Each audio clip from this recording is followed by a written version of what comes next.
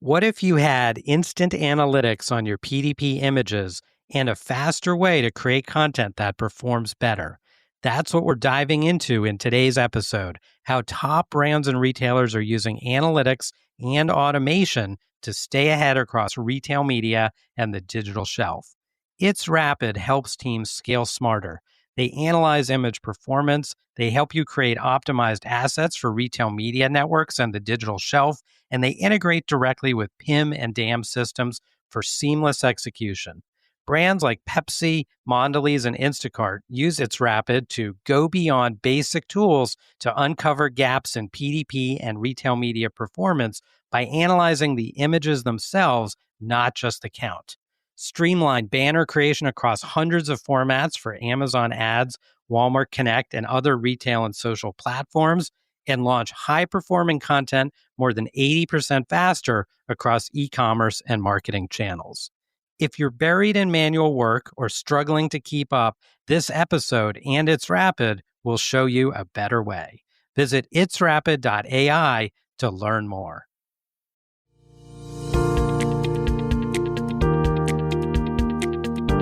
Welcome to Beyond the Shelf with Dave Feinlieb. This show is an open exploration of the people and process behind e-commerce.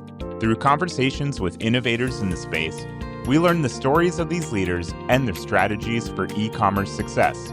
We publish new episodes every Tuesday morning, so be sure to subscribe wherever you get your podcasts. And now, here's your host, Dave Feinlieb.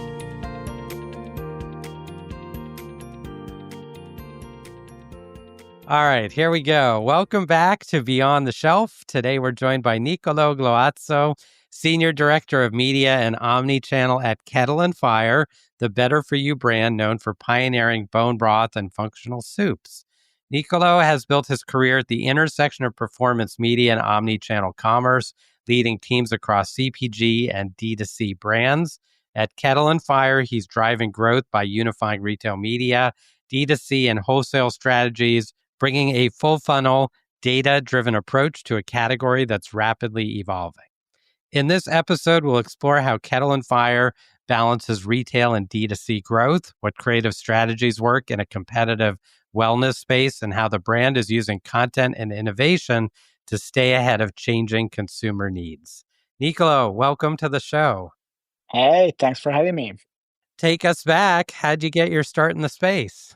Yeah, so back to the past, I've been with Kettle Fire actually for almost 7 years. I used to be, so I was in Amsterdam. I lived there for like 4 years where I study, and then so 7 years ago, pretty much, I was studying Amsterdam business. And from there, because I was living there, it was expensive to live in Amsterdam. So I said, I need to freelance a little bit. So I found, I joined Upwork, which is like a platform to find freelancers. And then from there, I started to get my first few gigs where I got, $5 here, $10 there. And then from that moment, then I started to kind of get into the DTC space because I started to work for, a few clients and they were like managing VWO, which is like A/B testing tool. So I was managing that for them because they were running like a lot of A/B testing. And then I guess like a year into the freelancing or like 6 months after, I reached out to Wilson Hung.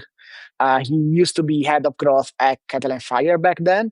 And he was looking for like someone that could manage like simply, A/B testing, right? For Kettle Fire because it was like DTC company doing a lot of A/B testing at the time. And back then he said, okay, yes, I'm running A/B testing. I'm using VWO daily. Let's give it a try. So from that moment, I joined as a freelancer. I did a lot of A/B testing for them. And 6 months in the meantime, I actually was also working for Nike back in Amsterdam, the EMEA headquarters. But then 6 months in, I was basically doing a little bit both, right? So full time from one side, but also like doing freelancing, A/B testing for Wilson. After 6-7 months, he asked me, "Hey, Nico, do you want to join? More on a full time base, let's say, right?" So dedicate a little bit more hours to us. And so I said, yes, sure, why not? So from that moment, then I joined the company, start to work more for Kettle Fire, and then from there, I started to grow internally, right? So the company kind of started growing not only on DTC but also on Amazon. So my profile started to kind of get into the Amazon ecosystem, I'd say. So start to learn a little bit about Amazon, and then from there, the brand itself start to grow at retail as well. So there was needs for someone to handle all the retail media space, Instacart, Walmart, RDB, etc. And so I yeah, just decided to take that on and manage that myself and learn by doing, let's say. And so I grow internally until now, where I'm senior director of media, like you said, and I oversee basically everything from like DTC to Amazon to retail media, not only like online but also offline when it comes to out of home or more awareness type of tactics like CTV or linear TV. Love it. So you've got a lot going on. Will you walk us through some of the channels that you sell on, and also maybe tell us a little about the brand for those who aren't as familiar with it? Yeah, so the brand was founded by Justin and Nick, two brothers, and there was nothing like that in the market before. So back then, they were like, "Okay, I'm looking for something, that is organic, that is like a good source of protein and collagen as well."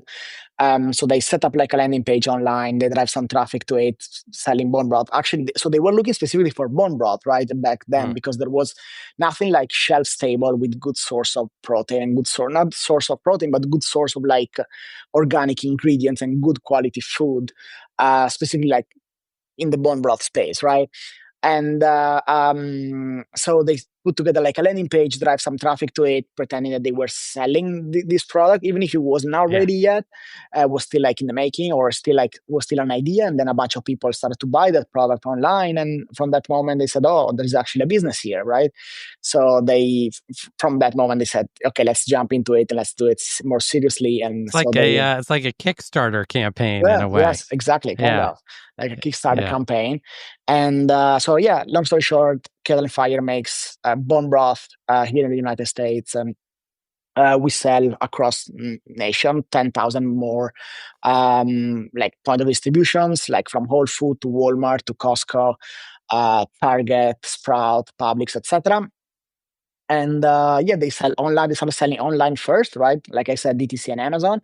And then because like, of course, like within the grocery space, especially CPG, as soon as you start, growing, you also want to tap into the retail ecosystem, starting with natural channel and then expanding to like mass, and then potentially club. And that's exactly the path that Catena Fire followed.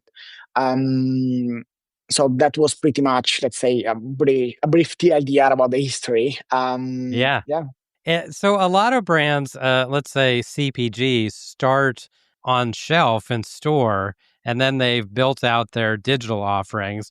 You started kind of digital and now are in store. Tell us sort of some of the learnings from that. What's the process been like? Yeah, so the reason why they started digital back then initially was because DTC and also like campaign, like advertisement, like ad like Facebook, for example, advertisement, or like Google was not as expensive as it is right now. So when it comes to Mm. DTC, there was not like a lot of online competitions. Plus, pixel wise, meaning like from an audience standpoint, it was much easier to kind of track and track the right audience through Facebook advertisement, target the right audience through Facebook advertisement. So by going online first, it doesn't require a lot of capital if you think about it, because sometimes with retail you really need to invest, and then you're gonna, get your paid. You're gonna be paid maybe 90 days after, right? Mm. Meanwhile, digital is like straight away, right? So you put your product online, you get, transaction, and then you can just leverage that dollars to kind of acquire more customers or acquire like equipment for your production, etc. So the payback period is much shorter when it comes to DTC compared to retail. But when it comes to growth, retail has a lot more, upside compared and scale compared with DTC, depending on the category as well. So they started first on DTC and then expanded to Amazon, and that was actually a really good advantage, because I feel like nowadays a lot of brands are actually trying to do that as well, because it really helps to build reviews and to make sure that your product is a good fit for the audience. By building up Yeah. reviews and making a lot of people buying your product, then you can go back into a line review with retail and then say, hey, my product is crushing it online. I'm sure it's going to crush in store as well if you decide to bring it in store. Yeah. Great strategy. What are some examples? You mentioned reviews for online, some of the content and marketing tactics you use online versus in store, or do you share approaches across omnichannel? Yeah, so actually building like over 10,000 reviews online really helps to, you can syndicate those reviews on platforms like Instacart, Walmart, and Target, meaning that you can just take those reviews, the same that you have on your DTC site, and just push them also on those other platforms. And that really is going to help for conversion when users are going to search and shop online on platforms like Walmart and Target. So that's an example about how having a DTC presence and building a DTC store and a number of customers is going to help to kind of share learnings, but also reviews and boost potentially conversion on other retail platforms as well. And then tell us about in-store. How does that work? How's the journey been? Yeah, so the in-store is of course handled by the sales team. We have a great sales team that was able to kind of expand Kettle Fire not only within the natural channel, but then to mass grocery and club ultimately. So we are right now nationwide at Costco. It's a very exciting journey, because it's not easy to jump into those big club retailers. In store is totally like a different, I'd say, beast when it comes to Right. media specifically, which is the area that I cover the most. Because within store, you need to support certain retailer with online tactics, like for example, spending dollars on Whole Food or Walmart advertisement, Target advertisement through Roundel, or simply trying to move a lot of units by leveraging those grocery apps like Instacart, DoorDash, and GoPuff. So it's a challenge, because it's challenging because you need to adapt your way of thinking. Sometimes there's no immediate result or immediate way to completely trust those platforms when it Yeah. comes to, okay, I increase my budget on Walmart is actually maybe moving unit in store. So you kind of need to trust whatever you see on the platform versus on DTC, when you just log into your Shopify store and actually check if someone made an order yesterday or not, right? Yeah. Meanwhile, on the wall, on other retailer, it's kind of a little bit like a black box, simply because you don't have customer data, right? You just know, okay, I spend $100 and generate $300 in revenue. I don't know, 100 people bought my product, but you sometimes are not able to kind of test like you wanted to when it was DTC, right? With DTC, it was simple. You can turn it on and off and then see in the back end if you're getting orders. When it comes to retail, meanwhile, there is also attribution delay, right? Plus, you don't have maybe daily data. You have weekly data or Mm. sometimes monthly, or you have to leverage spins in order to understand how you're pacing against competition and other sorts of basically data. Yeah. That's going to make it a little bit more challenging when it comes to attribution and fully trust online advertisement. But the good thing is that for me at least, was having a background in DTC and Amazon, right? So when it comes to media advertisement, was a bit easier to kind of pick it up and being able to remain, the top of the curve when it comes to running Instacart advertisement. I think we were one of the first brands that joined the platform back then and start advertising straight away on Instagram. And Yeah. right now we really see the growth and exponential growth that we are seeing on the platform impacting a retail as well. It's hard to say, but sometimes you really feel like if your marketing dollars are actually driving volume or not. And that's what we are seeing on our side as well. And all of those platforms are evolving a lot. So you really need to remain updated with whatever it's changing, and then how to leverage the latest placement, because sometimes they unlock placement and you want to be the first one to be there so that you don't pay a lot of competition, and also you can be there for the first one to be there and win the spot that sometimes the competition or bigger brands would have wanted if they were investing on those placement fast enough.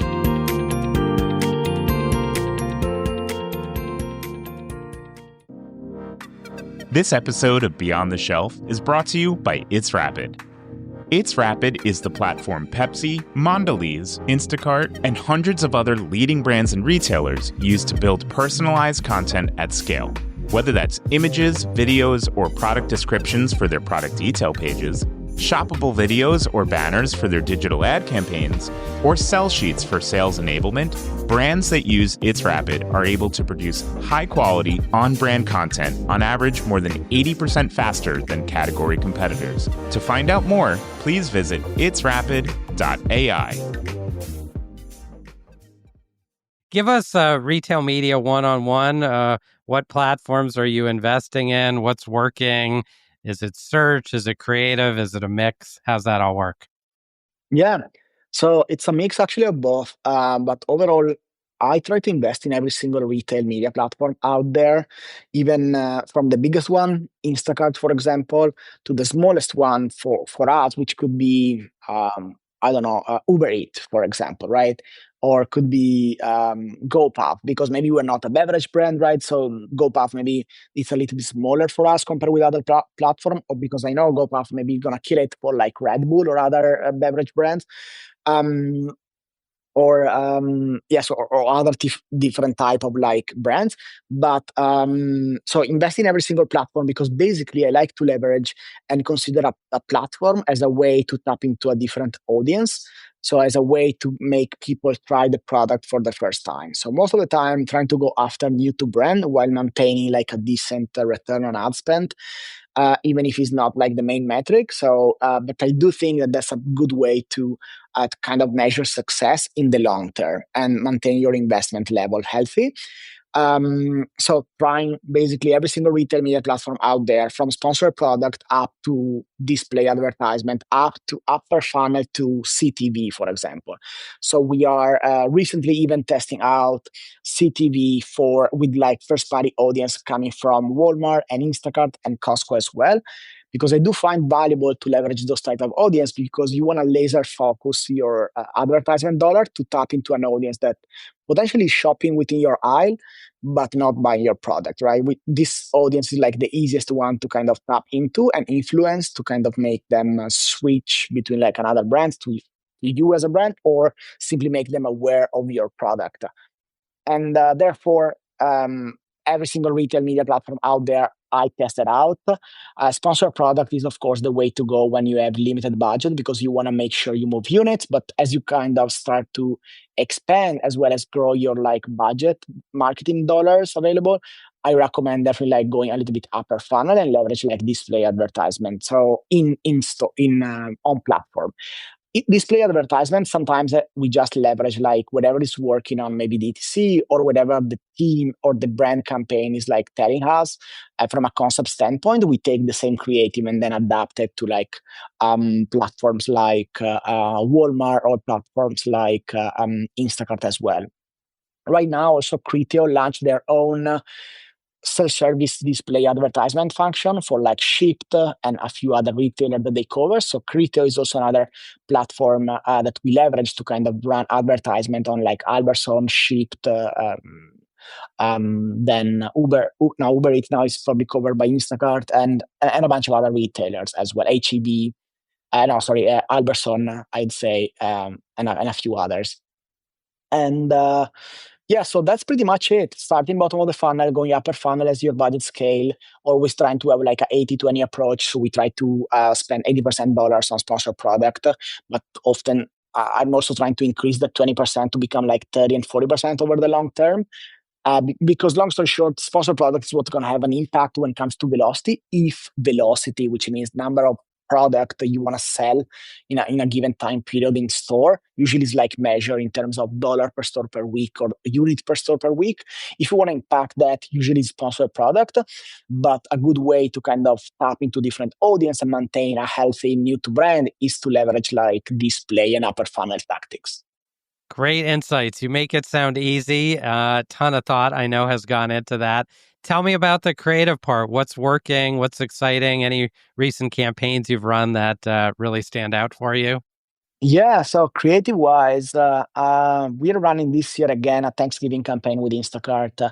We make it part usually of our broad type of campaign, meaning we have like for us, it's important like Thanksgiving time of the year, meaning Q4 ish, November, I'd say. So we try basically to leverage this time period and come up with a campaign that we can potentially like iterate as well as like adapt to different platforms like Instacart, Walmart, in-store, online, and offline. And for this reason, we also launch basically an out of home campaign together with like a truck, together with like trucks moving around key cities for us where it's important to drive velocity and awareness. And then like a streaming TV campaign featuring like the product as well as like all team together based on this. And then we partner together with like bigger platforms like Instacart when they have like a specific moments like this Thanksgiving, and we want to share the moment with potentially a few other brands. And because we know that Thanksgiving week is very important, it's usually when there's going to be a lot of people trying to buy for Thanksgiving. We want to make sure to be there and to be top of mind for those users, given that the goal is always like new to brand and tap into this new to brand type of audience. So these co-brand opportunities sound like one part of it, and then the seasonal, these tentpole moments sound really key as well. Yeah, exactly. Like the co-branded and co-partnership is something that we've been trying to do a little bit more often this year. For example, now we are also running on Instacart like a co-branded campaign with Primal Kitchen, right? So Kettle Fire and Primal Kitchen sharing audience, sharing creative, making sure that we can tap into their audience and vice versa, so that users that see that and say, okay, maybe I can, use Kettle Fire and Primal Kitchen with a specific recipe is like a good way to kind of remain top of mind, but also share the audience between brands.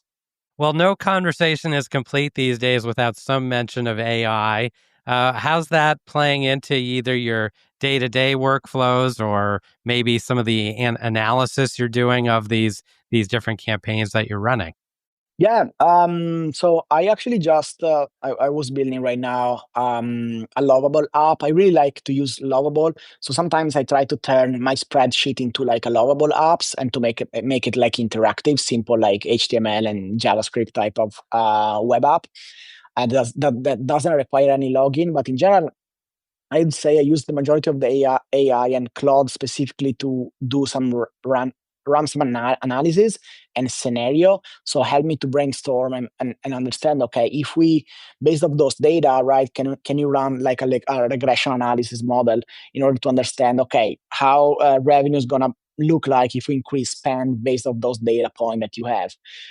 Or simply now I was like thinking through, okay, if we start spending like on meta advertisement, what would be the incremental dollars that we need to generate in store if we try to do like I don't know, 100K campaign in Chicago area, just for meta awareness, assuming that if we add a bunch of assumption, I was trying to get AI to come up with assumption like, okay, with 100K investment, you're gonna, reach, I don't know, 1 million people. Those people, X percent is gonna remember your ads, X percent is gonna actually walk into a store and make a purchase. So I was trying to come up with like those type of scenario and simulation in order to understand how to better like allocate budget or what could be a decent budget to make any sort of sales lift or brand lift analysis.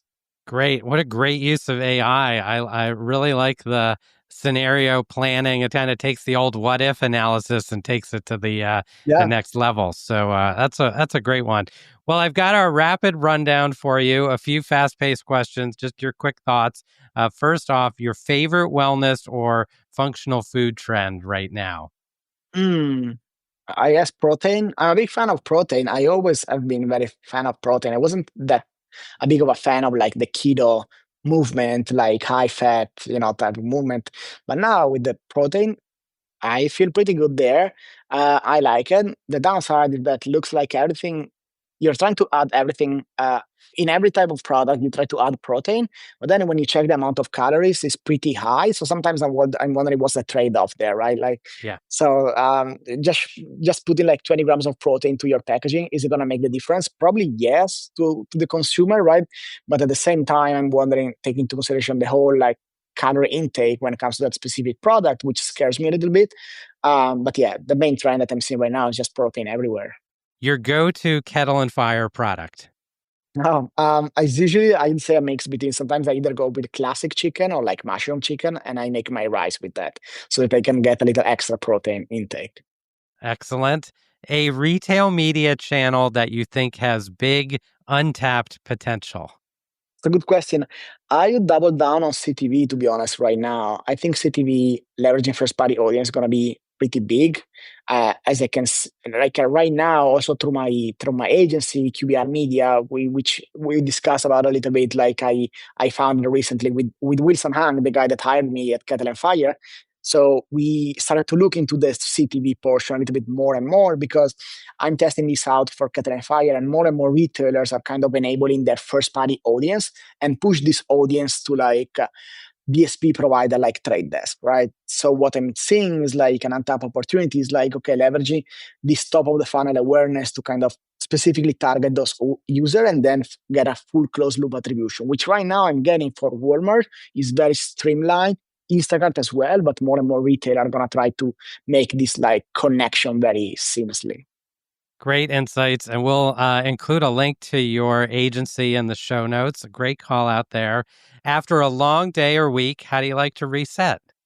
Usually, I don't know, just I guess just watching like a movie, chilling a little bit, I guess.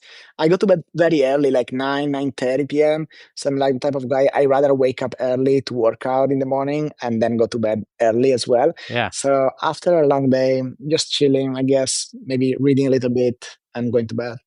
it's a great plan. What is the best way for our listeners to reach you? Oh, LinkedIn the most. I'm trying to boost my LinkedIn presence more and more. So, just reach out on LinkedIn. Perfect. We'll add a link to your profile there as well. Well, Niccolò, great to talk with you today. So insightful on how to use these different channels, different content formats. And I think one takeaway I learned was being early to the new placement opportunities can really be a differentiator. So thanks for joining me here on Beyond the Shelf. Yeah, right on. Thanks, David.